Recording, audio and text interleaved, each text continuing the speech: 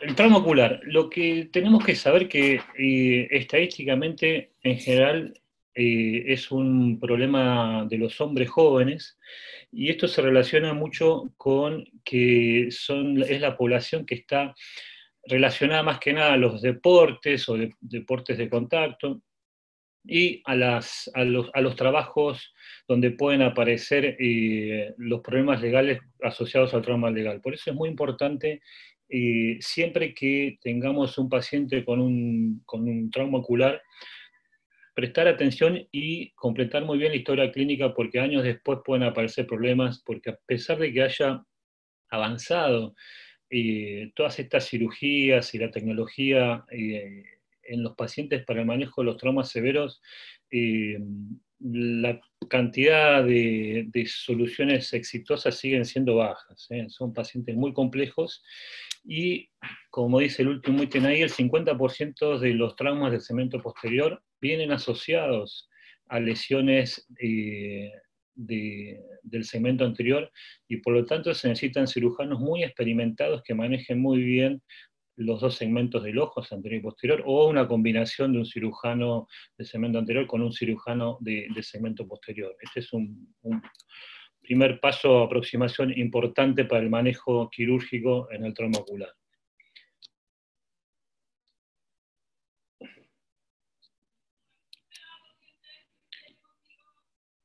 ¿Pero qué pasa? ¿Se ve ahí, Tono? ¿Estás ahí? O sea, se ve tu pantalla, estás en la primera diapositiva, de la Ocular Trauma. No sé por qué no sé por qué no arranca. Fíjate, si lo haces abajo a la izquierda, ahí deben aparecerte las flechitas, de repente lo puedes pasar ahí.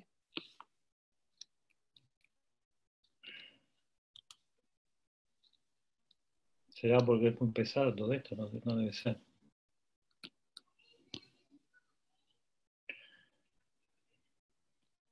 A ver.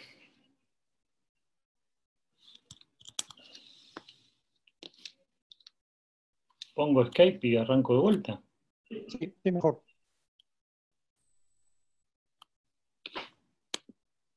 Bueno, ahí va. Perdón que se traba, pero no sé bien qué pasa. Cuando uno atiende a un paciente con trauma ocular, lo primero que tiene que hacer en la guardia, en el consultorio o está frente a una emergencia, es diferenciarlo en estos dos. ¿No? Un poco lo que vamos a hacer es un repaso de las lesiones y más que nada un ordenamiento para saber cómo pensarlos bien estos pacientes con trauma ocular. Entonces, el primer gran grupo es si es una herida de globo abierto o de globo cerrado. Las partes de heridas de globo cerrado, que son todas las contusiones, son muy diferentes al manejo de las cirugías de globo abierto. No quiere decir que sean de mejor pronóstico, ¿eh?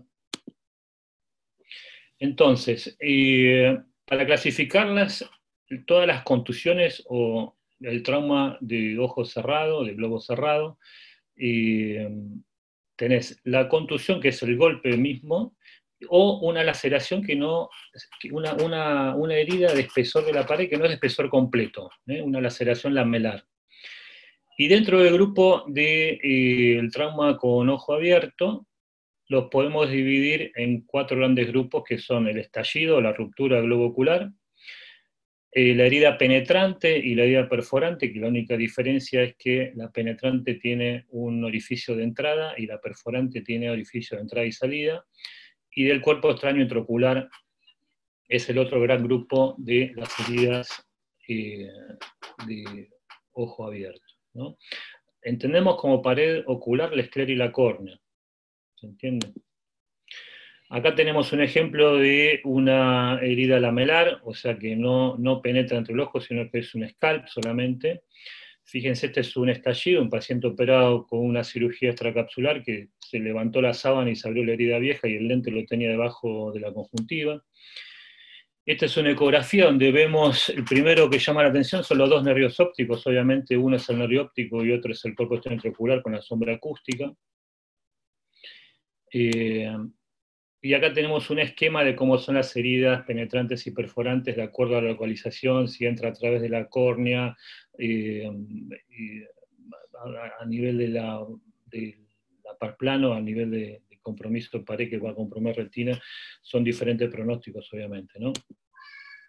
Este es un cuadrito muy lindo que siempre lo muestro en las clases de trauma, que ayuda muy simple a cómo pensar las heridas, las contusiones con ojo cerrado, ¿no? Entonces, cuando uno está revisando a estos pacientes en la lámpara hendidura, empieza a revisar de adelante a atrás el borde del esfínter pupilar, a ver si hay un desgarro a nivel de la pupila, por un trauma, un golpe, un puñetazo, una pelota de tenis, squash. Después del esfínter pupilar va a estudiar la inserción del iris, a ver si hay una iridodiálisis, estudia el ángulo, entonces va avanzando adelante para atrás y uno se acuerda que tiene que ir viendo toda la parte anatómica del segmento anterior del ojo. Después del ángulo estudia si hay desgarros en la red trabecular, si hay una ciclodiálisis, que es un desprendimiento del cuerpo celular a nivel del espolón, si hay una rotura de la zónula con un cristalino inestable, y después, obviamente, el fondo de ojo con orientación para descartar una diálisis de la retina a nivel de la retina periférica. Muchas veces ese examen capaz no se puede hacer en el momento del trauma agudo, pero sí saber que en cuanto se desinflama un poco el ojo, hacer una buena OBI con indentación para descartar las diálisis de retina periférica en estos pacientes jóvenes habitualmente. Un videito que es un paciente que se operó de catarata y tenía una iridodiálisis hacía mucho tiempo, y más que nada para mostrar una técnica bastante ingeniosa de cómo suturar la iridodiálisis después de que esté hecha la catarata. Colocado el lente, se usa la incisión de Faco con una aguja de prolene larga y se pasa de adentro para afuera, y fíjense que antes hicimos un bolsillito al revés a nivel del limbo. Entonces pasa las dos agujitas y después vas a rescatar el prolene, lo cortamos y hacer la sutura del prolene sin tocar la conjuntiva, te queda escondida en el bolsillito que hicimos a nivel del limbo. Es bastante linda técnica y bastante simple de aprovechar la herida de Faco en este momento.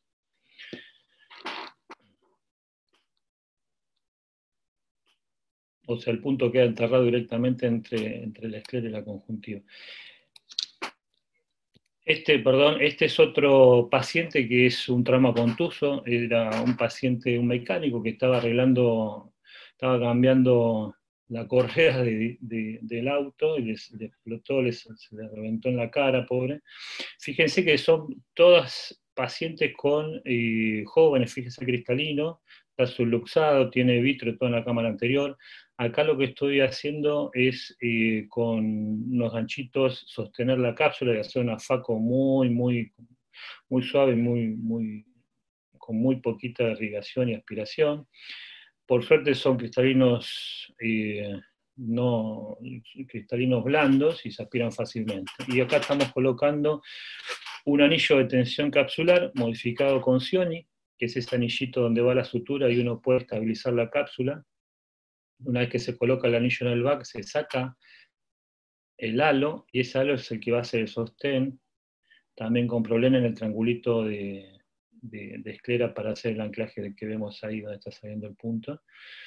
Y ahí se saca de la cápsula para que no se desgarre cuando uno ajusta el punto, y bueno, una vez que está la tensión capsular normalizada, se termina con el lavado y se coloca el lente intraocular. También sepan que estos anillos existen, sepan que cuando hay una luxación del cristalino de más de 3 horas, ya va con un anillo de tensión capsular, y cuando ya es más de 6 horas tiene que ir con un anillo suturado como estos que vemos acá, ¿no? El otro grupo que vamos a hablar hoy es la ciclodiálisis traumática. Esto es algo bastante más raro, es una separación, como dijimos recién, del cuerpo ciliar a nivel del espolón. Esto provoca una conexión, ahí fíjense abajo a la derecha está la VM, provoca una conexión entre el espacio al espacio supracoroideo, y esto conlleva a una hipotonía crónica.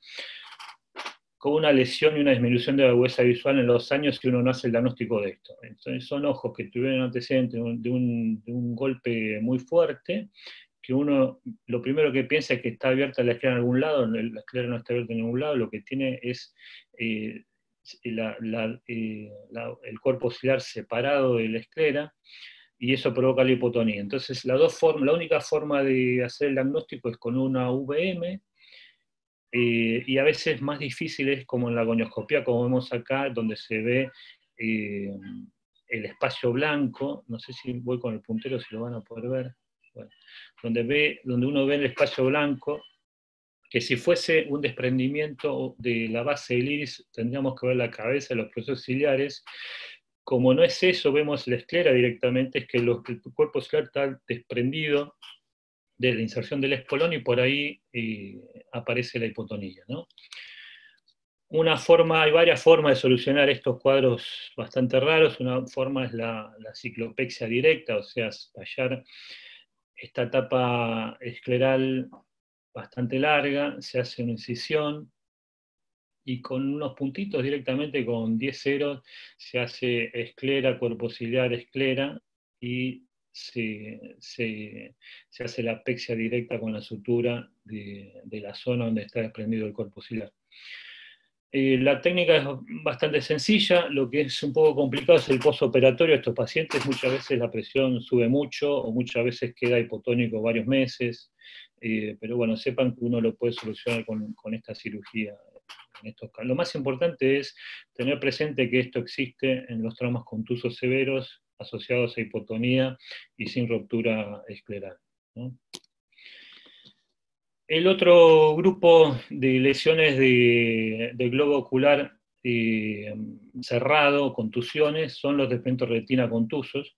Hay dos grandes grupos también, que es la diálisis retinal, que tienen abajo a la izquierda. Fíjense que es un desprendimiento de la retina a nivel de la serrata, y el otro grupo que está abajo a la derecha es la necrosis postcontusional del tejido por el mismo golpe.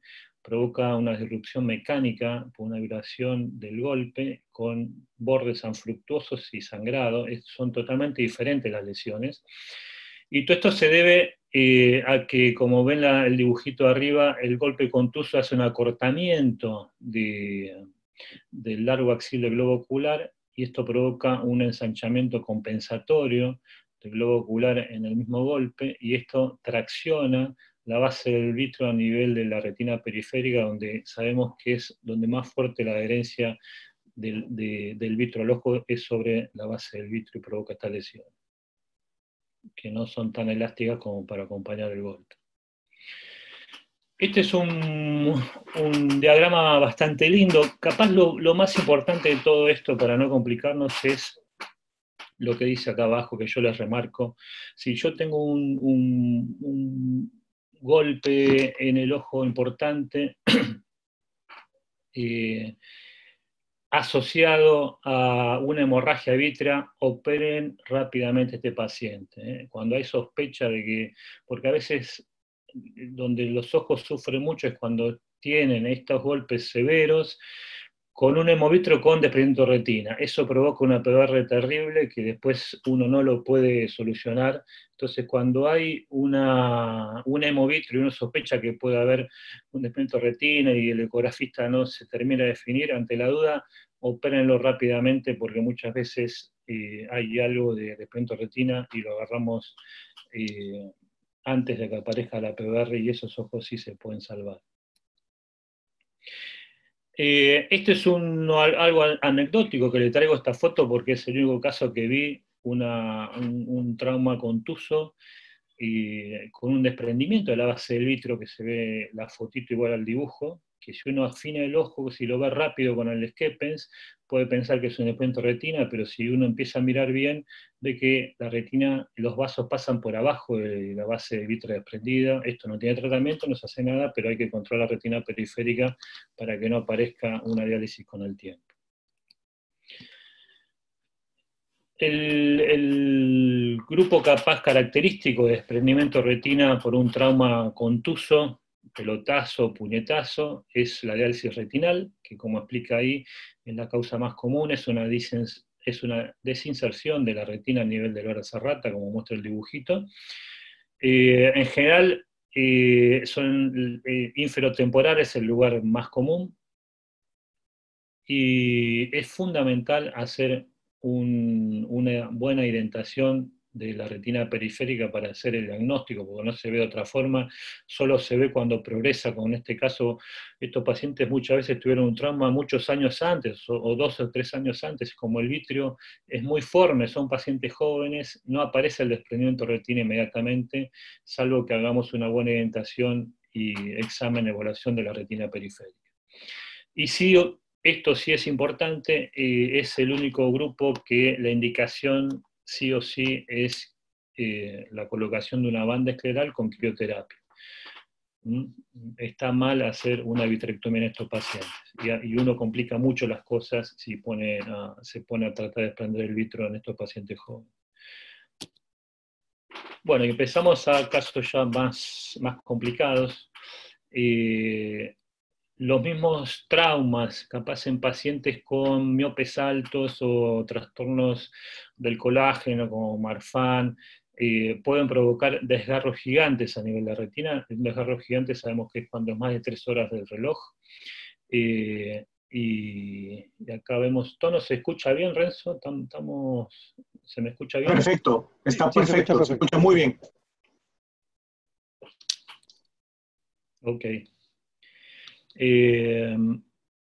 Fíjense, acá se está solucionando esta cirugía con, si vieron el video, estaba la retina plegada, no se veía el nervio óptico, se despliega la retina, se pone el perfluorocarbono, este paciente le habíamos puesto una banda, y terminamos con vitrectomía, pero todo esto es discutible, es otro capítulo, a ver cómo puedo solucionar los casos de desgarro gigante, ¿no? Este es un caso especial, fíjense, es una necrosis postcontusional de la retina. Ahí, como es un desgarro muy grande, le agrego una varilla a la banda, al desplante, y fíjense la diferencia, son los bordes son fructuosos con sangre. Acá mismo vamos a ver cómo se desprende la hialodes, la sangre nos va a marcar cuando levantamos la hialodes. Todos estos pacientes, este paso es muy importante en todas las vitrectomías, pero fíjense cómo se desprende la hialodes posterior de la retina, que es un paso fundamental para poder curar a estos pacientes, ¿no? Ahí viene la hialodes con sangre que se está levantando. Todos estos pacientes, repito, son jóvenes, y esto es lo que tenemos que ir a buscar hacer durante la cirugía. Una vez que hacemos el desprendimiento de la hialoides, colocamos perfluorocarbono, eso nos empuja el líquido subretinal de la parte posterior hacia la anterior, y el líquido que queda en la retina anterior la drenamos a través del agujero con la presión que hace la burbuja en este momento. Entonces hacemos como un sándwich, por atrás el perfluoro, por adelante la presión del aire, y mientras tanto vamos aspirando en el espacio en el medio y drenando el líquido subretinal con una cánula de aspiración pasiva, una cánula de Charles, como se ve ahí. Y se termina la cirugía con fotocoagulación perilesional, y posiblemente por el tipo de desgarro con aceite intraocular.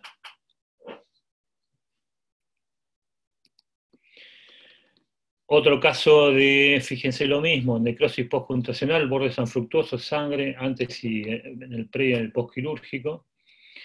Un caso especial son los agujeros maculares traumáticos, tienen una incidencia que puede llegar hasta el 10% de los traumas contusos.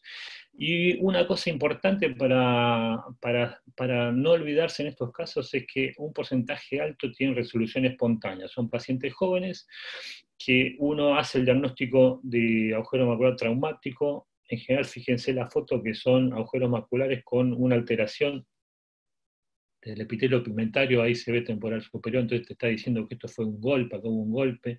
Hay un edema de Berlín importante que dejó esa alteración del epitelio pigmentario. Y muchos de estos pacientes, casi la mitad de los pacientes, cuando se les desprende el vitrio, se cierra el agujero por sí solo. Así que, como consejo, no se apuren a apurarlos, espérenlos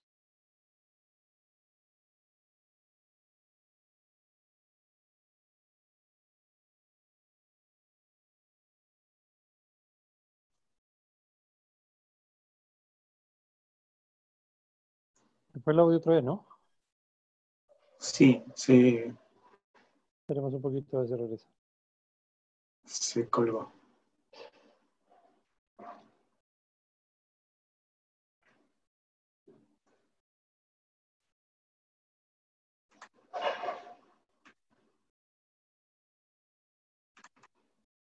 Cookie, ¿estás ahí? Todavía no.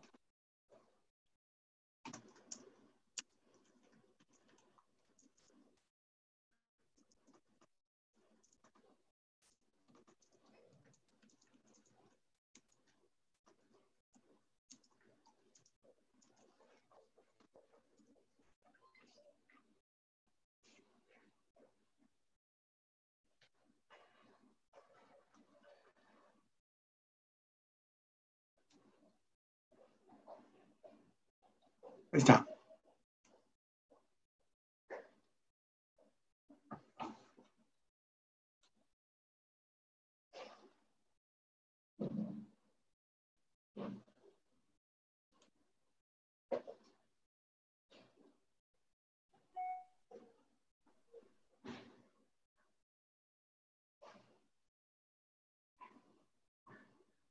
¿Está Cookie por ahí?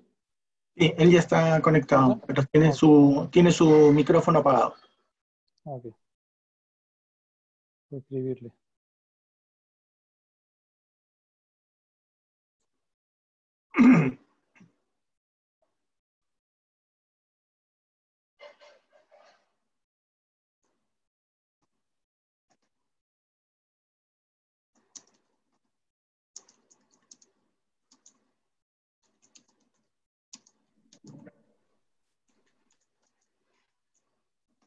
Hola, Sí, ahí estás Hola, tú.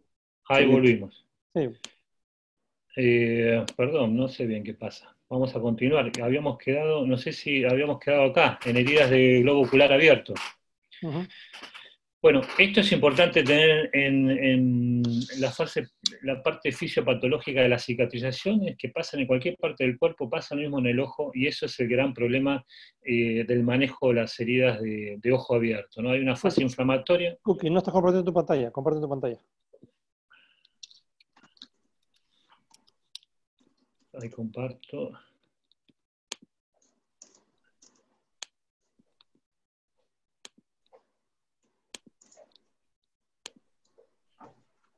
Ahora sí. Estamos viendo tu pantalla. Ahí estamos. Sí. Perfecto. Bueno, les decía que la parte de cicatrización que pasa en cualquier herida, en cualquier parte del cuerpo, pasa en el mismo ojo, y eso es lo terrible de las heridas de pared abierta o las heridas de, de rupturas y heridas perforantes. Hay una fase inflamatoria que es por mismo golpe, ruptura de la barrera hematorretiniana, una fase proliferativa que aparece en un montón de interleuquinas y mediadores de moléculas que aceleran la aparición de células de fase proliferativa en la herida, y una parte de remodelación donde disminuyen la cantidad de células y aparecen colágeno y tejido extracelular. Lo mismo que pasa en todo el cuerpo pasa dentro del ojo, y es lo que provoca este tipo de fibrosis tan severas que lesionan el ojo. Esto lo vamos a pasar un poco más rápido y vamos a dedicarnos a hablar por qué es importante la vitrectomía en los pacientes de heridas penetrantes. Porque fundamentalmente, como muestra el dibujito ahí, la vitrectomía lo que tiene que hacer es, aparte de remover la sangre y los cuerpos extraños intraoculares si hubiesen, lo que tiene que hacer es disminuir la tracción y el vitro encarcelado en la herida, que es lo que las células van a usar de andamiaje para crecer a través de ese vitro y después contraerse y provocar el desprendimiento de retina. Entonces, por eso es muy importante la vitrectomía en estos casos. Fíjense cómo se ve en el video, una puerta de entrada, eh, donde se ve todas las bridas de vitro encarceladas en la retina, en la puerta de entrada. Eso hay que cortarlo, aislarlo, separarlo, porque cuando las células empiece el proceso de modelación y aparecen los miofibroblastos y se contraigan, va a ser un desprendimiento de retina con una fibrosis importantísima. Entonces todo eso hay que relajarlo, sacarlo, removerlo, y nos va a ayudar mucho a la curación de estos pacientes, y no dejarlos que en las fases de cicatrización actúen por sí solas. O sea, cortar el proceso sacando el andamiaje. Fíjense en este caso, ahí se ve que hay un desprendimiento de retina inferior con la zona encarcelada, y uno va cortando el vitro todo lo que puede en estos pacientes. Este es otro caso, fíjense, una herida penetrante que le hicieron la reparación primaria en la córnea, pero a su vez hizo una catarata total con un vitro totalmente, unos medios totalmente opacos. Lo primero que uno tiene que hacer en estos casos es separar el iris de la herida inicial con los retractores, y esto es algo bastante común en estas heridas que se encuentran fibrosis en la cápsula. No tiren, porque lo más probable es que se desgarre toda la capsulorrexis. Con una tijerita lo podemos reabsorber. Fíjense lo que es el fondo de ojo, todo el vitrio blanco, la sangre cuando pasan varios meses se pone de este color blanca y no deja ver nada, pero a poco uno va haciendo, va removiendo todo el hemovitrio antiguo y ve que la retina está bastante bien. Así que para nuestra sorpresa, podemos finalizar la cirugía con un lente de 3 piezas en el sulcus.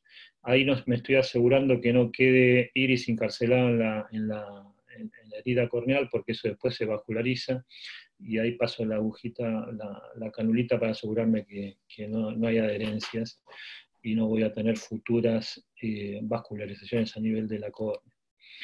Otro caso más severo, fíjense acá, es una herida con una gliosis severa a nivel de la par plana, todo el cuerpo ciliar tomado, obviamente la retina cicatrizada ahí adentro. Esto es imposible de reparar.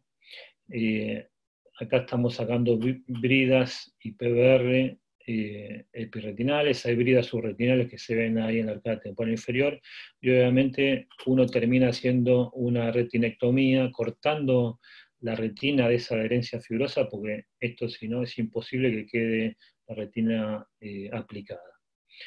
Una vez que hacemos la separación del tejido, por suerte en este caso se logra, a veces no se puede, seguimos sacando bridas y luego la retina. A veces no hace falta sacar todas las bridas subretinales, mi consejo es traten de sacar las que uno ve que actúan como carpa y no dejan que la retina se adhiera. Fíjense, acá quedaron esas bridas y no tiene ningún sentido ir a sacarlas. La retina se aplicó con perfluoro, se hizo láser de 360 grados y colocación de aceite de silicona. Obviamente son ojos que queda viendo poco, pero si uno no hace esto, indefectiblemente van a la tisis. Fíjense, este es un paciente que me derivó mi colega, socio y amigo, el doctor Carlson, Aníbal Carlson, que es un amigo de él que estaba discutiendo en la calle, accidente de tránsito, y le pegaron un puñetazo por atrás con un estallido de globo. Entonces en la evaluación hay que hacer una peritomía muy suave y buscando bien las zonas donde están las rupturas, casi siempre cerca de los rectos. Se sutura eso, cuando uno tiene el ojo estanco, hacemos la vitrectomía y por suerte vemos que el segmento posterior está bastante bien, y 4 meses después, cuando decidimos hacer la extracción del aceite, la retina sigue bastante bien, se ve esa gliosis a nivel de la retina periférica, y bueno, este paciente anduvo muy bien, lo que sí hizo una hipotonía a los meses por esa gliosis ahí en la retina periférica. ¿Cuál es el riesgo de todo esto? Bueno, es la proliferación vitroretinal, que es lo que termina llevando a la falla de todas estas cirugías, ¿no? Recuerden que la proliferación vitroretinal es la aparición de células, muchas veces son células del epitelio pigmentario que atraviesan por el trauma la retina y empiezan a crecer y provocan miofibroblastos, y eso provoca una contracción, una fibrosis de todo el tejido, y es lo que causa los desprendimientos de retina recurrentes y pérdida de la agudeza visual. Y fíjense que la formación de la aparición de PBR en los desgarros primarios está entre el 5 y el 12%. La aparición de PBR, que es el cuco garante mido del pigmento retina, está en el 16 y 41% de los desgarros gigantes. Y está en el 10 y 45% de los traumas del segmento posterior. O sea, el gran cuco nuestro, fíjense cómo va aumentando la incidencia de PBR en los casos estos que estamos hablando de trauma del segmento posterior. Y el último grupo que les traigo es la aparición de cuerpo extraño intraocular. Sabemos que la gran mayoría son cuerpos extraños metálicos. A su vez, el daño que puede provocar la entrada de un cuerpo extraño intraocular que pegue en la mácula, que pegue en el cristalino, que pegue en el nervio óptico, hay que asociarle dos complicaciones, que es el riesgo de infección que conlleva a estos cuerpos extraño intraocular, y las reacciones tóxicas que pueden provocar si el cuerpo extraño intraocular queda retenido en el tiempo dentro del ojo, ¿no? Lo ideal sería hacer una tomografía computada y una ecografía. Hoy por hoy creo que la tomografía computada tiene mucho más sensibilidad para el manejo de estos casos, aunque si uno cuenta con una buena ecografía siempre es de mucha ayuda, ¿no? De acá hay creo que dos casos que les traigo del cuerpo extraño intraocular. Fíjense la sutura primaria a nivel del limbo, una catarata traumática que provocó el cuerpo extraño intraocular. Como les digo, son pacientes siempre con cristalinos blandos, y acá se ve el cuerpo extraño intraocular que impactó en la retina y por suerte no lastimó ni la mácula ni el nervio óptico, y está bastante suelto. Muchas veces, esta es una forma de sacar el cuerpo extraño intraocular, que es con pinzas, y como hicimos la cirugía de catarata, lo podemos sacar por el segmento anterior. Es algo bastante mucho más cómodo que sacarlo por el segmento posterior. Entonces acá con la pincita ponemos el cuerpo extraño en el iris, y por incisión de Faco lo sacamos creo que con una Kellman sale.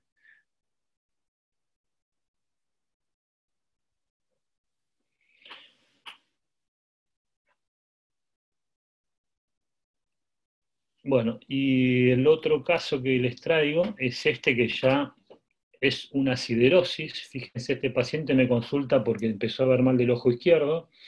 El ojo derecho es normal, y fíjense el color del ojo izquierdo, tanto del iris como del cristalino, amarillento, ocre, con una lesión a nivel de iris en hora 10, que si no le levantás el párpado pasa desapercibido. Y bueno, obviamente hacia 8 años él había tenido un golpe martillando y le había quedado un cuerpo extraño intraocular. Ahí se ve en la tomografía en hora 6, que se ve un puntito en el ojo izquierdo que se detecta con la tomografía. Y esta es la cirugía de este caso. Lo que llamó mucho la atención en estos casos, miren el color de la cápsula anterior, amarillenta, típico de siderosis. Fíjense arriba del blanco cómo se nota lo que es la cápsula. Y fíjense los instrumentos cómo les cambia el color cuando entra dentro del ojo. La córnea también estaba ocre. Tenía todo impregnado por el hierro que había entrado dentro del ojo y había pasado muchos años sin tratamiento, y él no tenía molestias salvo una pequeña, cuando empezó a bajar la visión. Ahí está el cuerpo extraño. Lo primero que hay que hacer es liberarlo, porque muchas veces queda encapsulado con fibrosis, entonces uno con una agujita lo libera, y cuando está suelto se produce la extracción. Acá estoy probando un magneto de tierras raras, con la aguja pruebo si anda fuera del ojo, y cuando lo vamos a buscar es mucho más seguro esto que ir a agarrar con una pinza, y uno cuando tiene el cuerpo extraño en la punta del magneto lo puede agarrar con una pincita y hacer la extracción. Obviamente tiene que agrandar la esclerotomía y hacer la extracción del cuerpo extraño intraocular.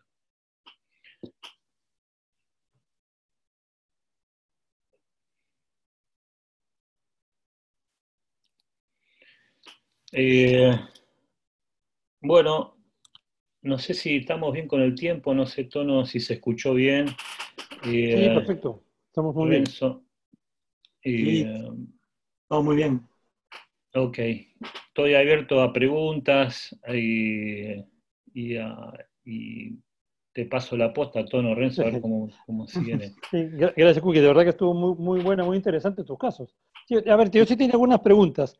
Cuando tienes estos casos de diálisis sonular, ¿cuándo decides tú poner un anillo de tensión sonular y poner el lente intraocular? ¿O cuándo decides sacar toda la cápsula y poner un lente anclado a la esclera o suturado a la esclera? Como Claro, y estamos bueno, acostumbrados es una muy buena pregunta, más hoy que están todas las técnicas de Shaman y todas a hacer.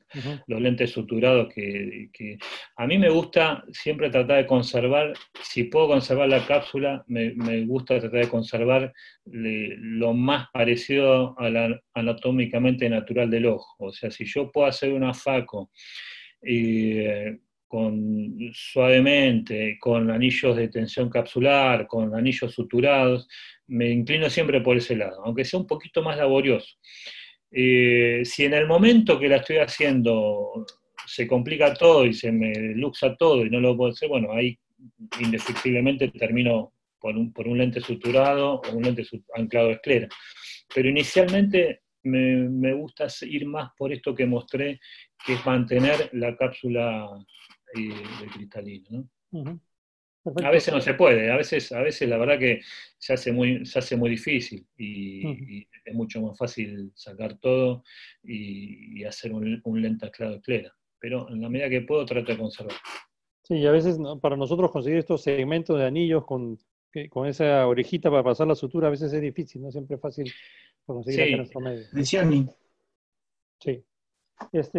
Otra pregunta, cuando hacías esa sutura del cuerpo ciliar, ¿le pones fluido en cámara anterior? O sea, ¿tienes una irrigación en cámara anterior o no necesariamente? no hace falta, No no hace hace falta. falta. Pero no está mal la pregunta.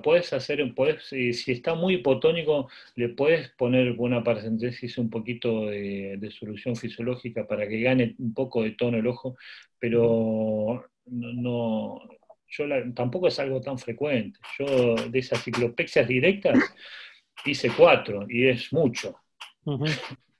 Y aquí hay dos preguntas en el chat. Una es sobre el agujero macular traumático. Nos dice que, claro, como muchos de ellos, o sea, algunos de ellos tienen una curación espontánea, ¿cuánto tiempo es el adecuado para esperar? Y, Bien. y otra pregunta es también que decían, ¿por qué dijiste que era mejor en los casos de diálisis retinal en pacientes jóvenes hacer esclera Buckling y no vitrectomía? ¿Cuál es la relación fisiopatológica para hacerlo? Muy buenas las dos preguntas. Vamos por la agujero mácula primero. En los trabajos que leí, algunos esperan 3 meses, otros esperan 6 meses. Mi consejo no es algo urgente, se puede esperar 6 meses, me parece lógico.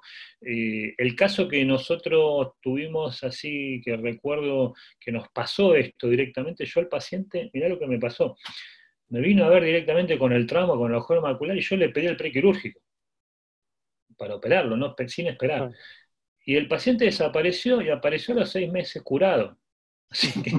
Así que te digo lo que me pasó. Así que a eso me llamó muchísimo la atención y dije, no, esto, la verdad que hay que prestar atención a esto, acuérdense que hay que darle tiempo, y después los artículos que leí, la mitad se curan solos, así que yo le esperaría 6 meses.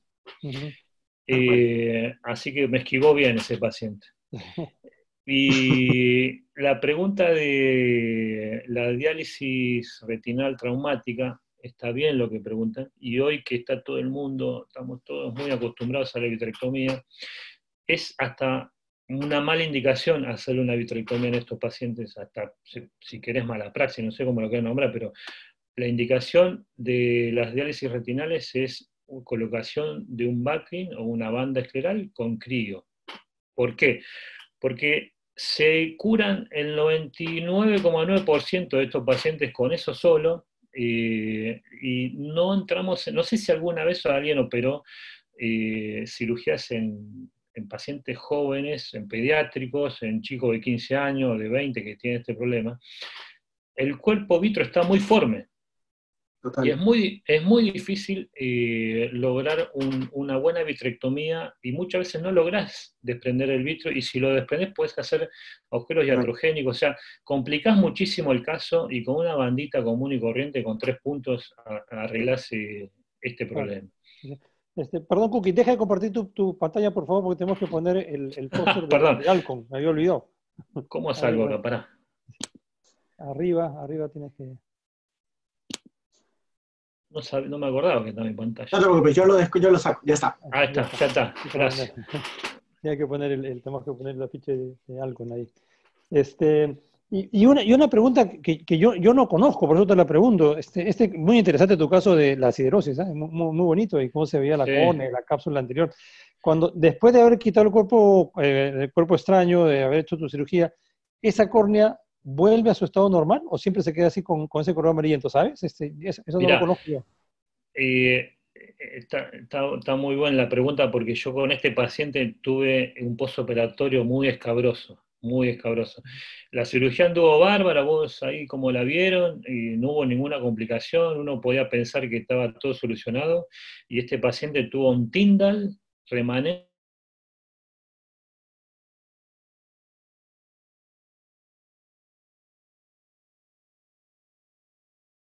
Se colgó otra vez. Creo que sí.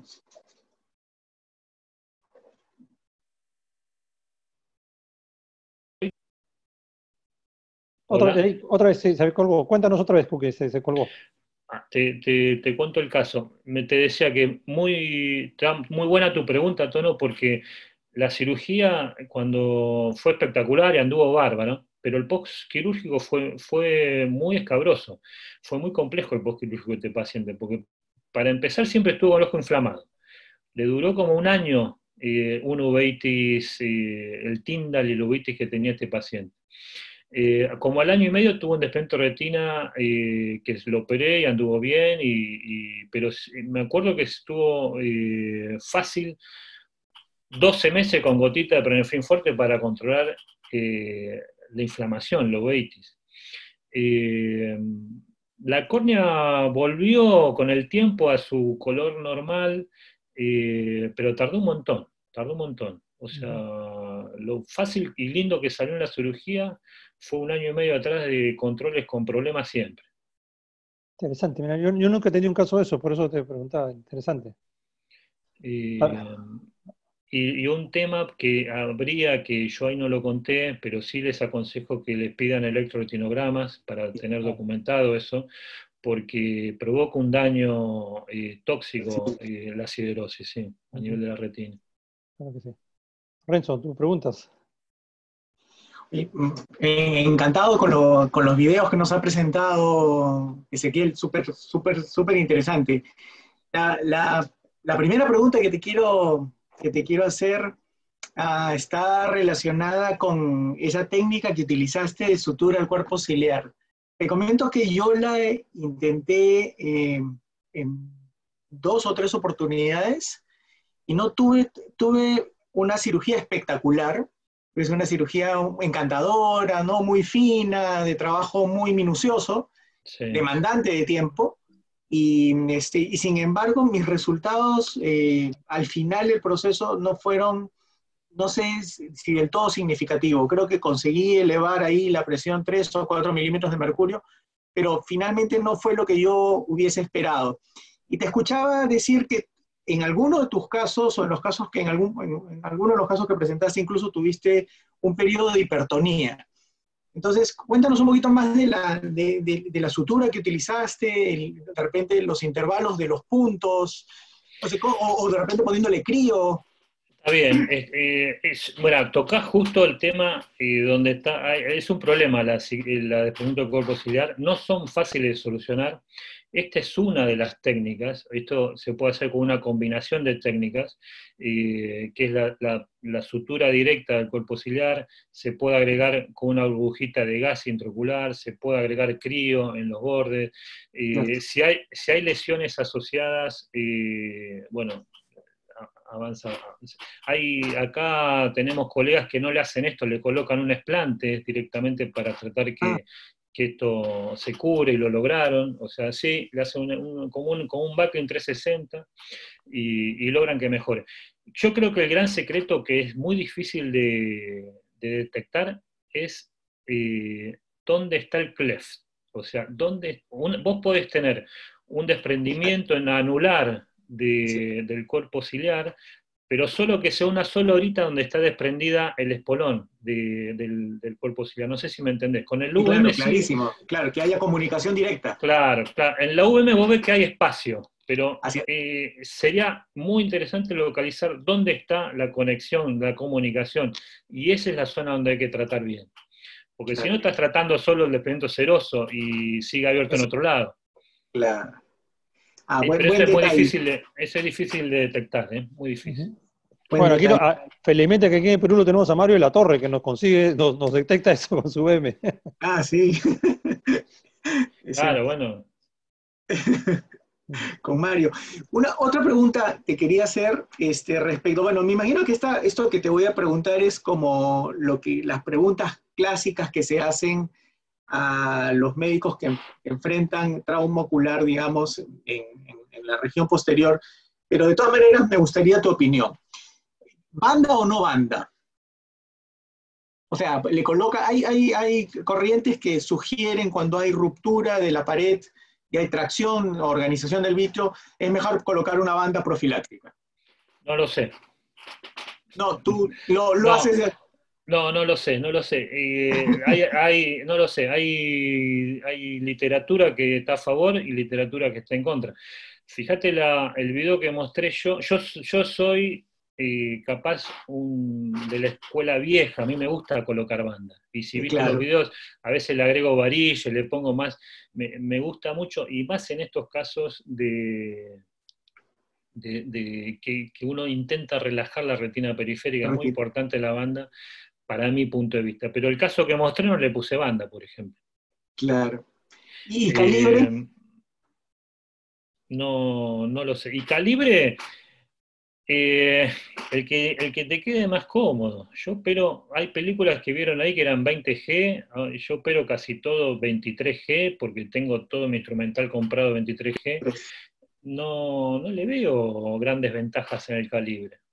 Salvo una cosa cuando uno habla en cirugía macular, que bueno, ahí ya capaz el 25 puede ser un poquito más cómodo para las heridas, o cuando habla de vitrectomías en retinopatías diabéticas proliferativas severas, que con un 27G puede evitar el uso de las tijeritas, pero acá en trauma, al contrario. Fíjate que después cuando yo en la película del cuerpo extraño que uso el magneto es 19G, le tengo que sacar el PIC y le tengo que abrir la esclera. Así que no sé si es para hacer mucho problema con el calibre en esta cirugía. Y el tercer elemento que siempre es controversial, el tiempo de cuándo enfrentar, digamos, la resolución.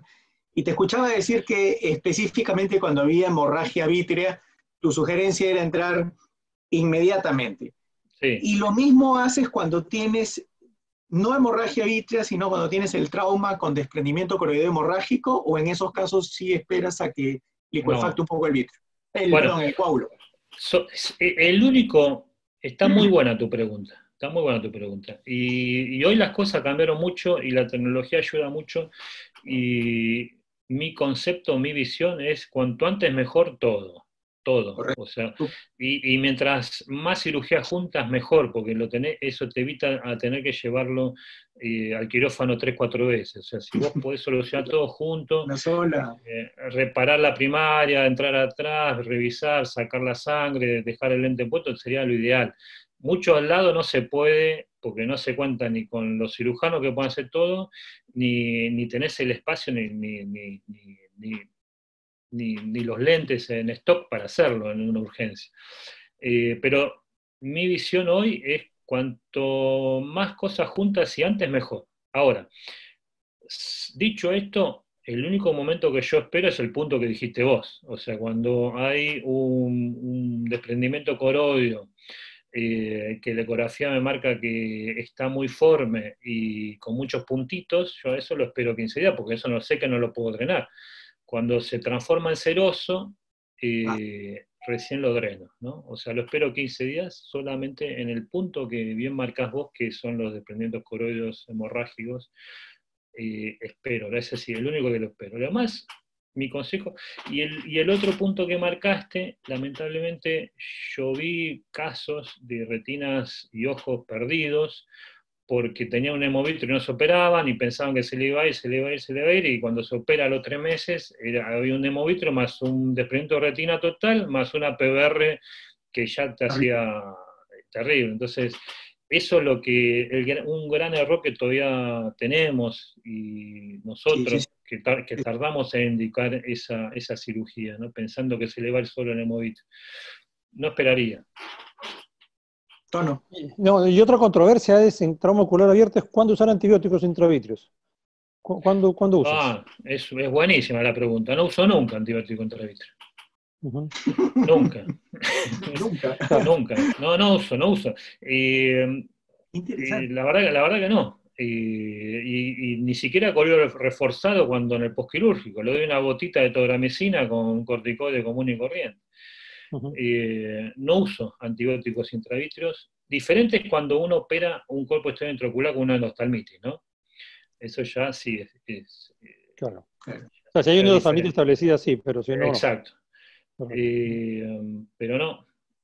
Capaz uno, pensando, Tono, en tu pregunta, cuando hay un cuerpo extraño intraocular, orgánico, madera, rama, capaz estaría bueno dejarlo con fluconazol, ¿viste? Un antifúngico, Uh-huh. pero si no, no uso antibióticos de rutina. Uh-huh. Y a los ojos que están con NPL y trauma ocular, ¿le echas ganas o no? No, si no ve luz, no, yo, por lo menos tiene que ver luz. Por lo menos tiene que verlo. Sí, por lo menos luz para arriba. Si no ve luz, yo ya no lo opero. Ajá. Tono. Sí, bueno, esa pregunta es una pregunta bien complicada. Yo en algunos casos de trauma ocular agudo de poquitos días que están en NPL, a veces le entro. Hay algunos casos he tenido algún resultado, nada espectacular, pero algún resultado de visión. Cuando ya tiene mucho tiempo, no. Si tiene mucho tiempo de NPL, no. Pero si tiene 1 o 2 días de NPL, a veces me animo a entrar y algo se consigue. Cuando tiene estas hemorragias masivas, que a veces... No, yo no digo que esté bien lo que yo estoy diciendo, yo te digo lo que yo hago. Sí, eso es lo que queremos saber. Capaz habría que tener un poco más de consideración los traumas recientes, no sé, pero si yo no veo luz, ya es difícil. Ahí capaz uno podría pedir un potencial visual, estudios electrofisiológicos que te pueden dar más información y con eso tomar la decisión, ¿no? Sí, así es. Creo que está bien el tono lo que vos decís. Creo que en esos casos un estudio electrofisiológico, si te dice que hay reacción, está indicada la cirugía. ¿No? Que le ponen el flash, ¿viste? Si hay potencial. Así es. No sé, ¿tienes alguna otra pregunta tú, Renzo, o no? No, yo creo que todas las dudas están absueltas. Muchísimas gracias, Cookie. De verdad que ha estado muy buena la presentación, ha sido muy, muy amena y hemos aprendido mucho de tu manejo de trauma ocular, varios tips que he sacado que voy a ponerlos en práctica. Así que muchísimas gracias, te agradecemos y esperemos tenerte otra vez con nosotros personalmente aquí en Perú, o si no a través de la web. Sí, encantado, Tono, de ir a visitarlo cuando quiera, me encantaría. Y nombraste el curso de la angostura, que parece que pasaron 2 siglos. Es increíble, cómo extrañamos todo eso, ¿no? Así es, y estar con los amigos y pasarla bien, ¿no? Pero bueno, nada, muchísimas gracias, buenas noches con todos, le agradecemos a Alcon también el auspicio que ha tenido con la Sociedad Peruana de Oftalmología, gracias Renzo por la coordinación como siempre, y buenas noches, y a cuidarse todos. Gracias. Saludos, gracias por la invitación, un abrazo, saludos. Chao, gracias. Chao, Renzo.